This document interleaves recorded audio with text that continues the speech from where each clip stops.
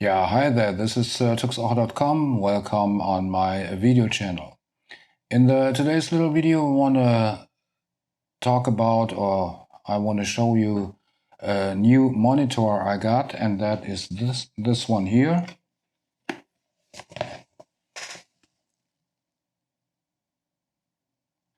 That is the Blackmagic VideoAssist 12G 5-inch. That's a 5-inch monitor with a pretty bright and, of course, recording function. The reason for this was, since you might know as you follow this channel here, I already got the Fieldwork F6 Plus as an external monitor. So I wanted a new one, but a brighter one. And that is because the F6 is around 450 nits brightness only. And that is not really ideal to record videos in bright sunlight and similar environments. And here the Blackmagic VideoAssist gives you a brightness of a little bit over 2000 nits. And I only tried it 2 times so far, and it's pretty good. Even in bright sunlight, you can recognize everything you need, focus, and so on with this external monitor.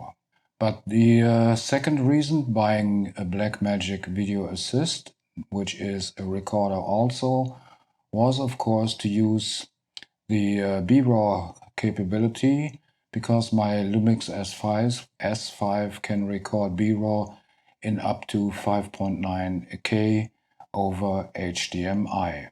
And that I wanted to use because RAW format gives you, with its 12-bit color depth and exposure depth, far more material to handle over and underexposure, to handle deep shadows and bright lights, and of course handle any color grade you like to. The monitor is not that cheap. It's around 700 euros, but I think it's worth it. And on the other hand, I did a research on buying an external recorder before I bought this Blackmagic VideoAssist.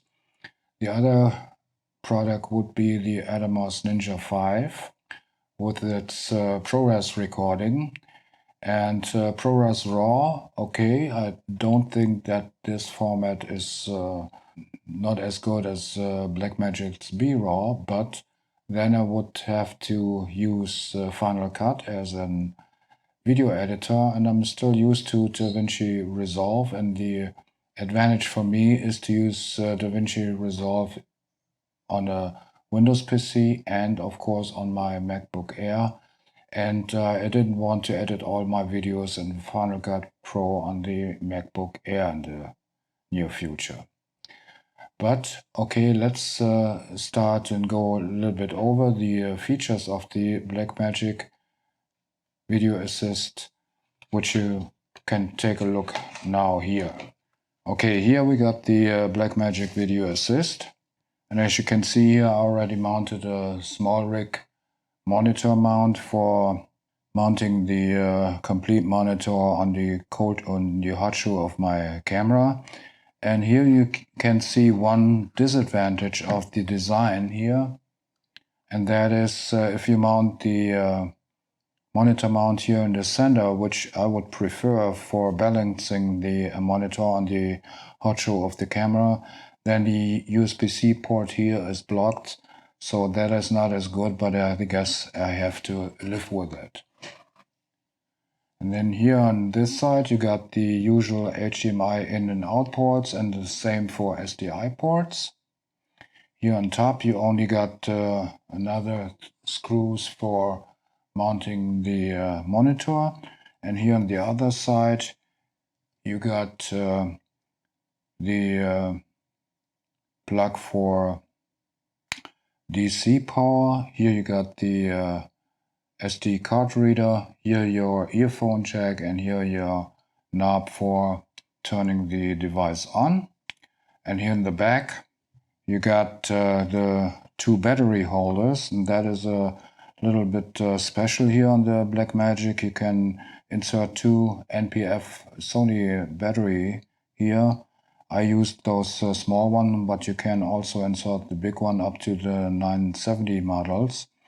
And the Video Assist will automatically switch between the two batteries if one battery is drained.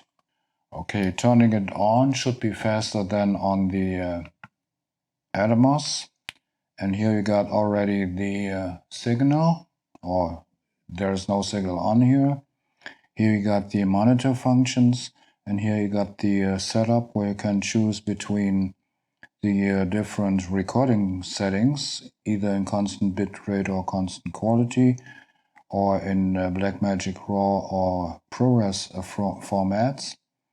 You got the monitor functions, which are usual. You can turn off on zebras, focus assist, and so on, and false color to visualize some settings of your exposure or your focus before capturing the video. Here you got the audio recording capabilities. Here, of course, is set up for date and time and so on, language and stuff like that. And here you could choose the LUT, which is used to display the image, and of course you can upload your own LUTs for previewing the image coming from the camera. Okay, here you got the connectors for HDMI, and we go back here on the other side, and here you got the slot for SD cards, and of course I tried it with the regular SD cards I use here with the Lumix X5. I use here regular SD cards with 64 or 128 gigabyte of capacity, but they're not Mark 90 SD cards. So I tried it only on the lowest compression level, that's 12:1. I made it to record over 2 minutes clip on the SD card. And on the other hand, using SD cards, you need a V90 certified SD card, and those SD cards, like in 64 or even 120 gigabyte capacity, are much more expensive than adequate SSD. So I myself use a SSD drive, in this case one from SanDisk, a 1 terabyte drive, to record Blackmagic RAW with this device. And the difference is quite significant.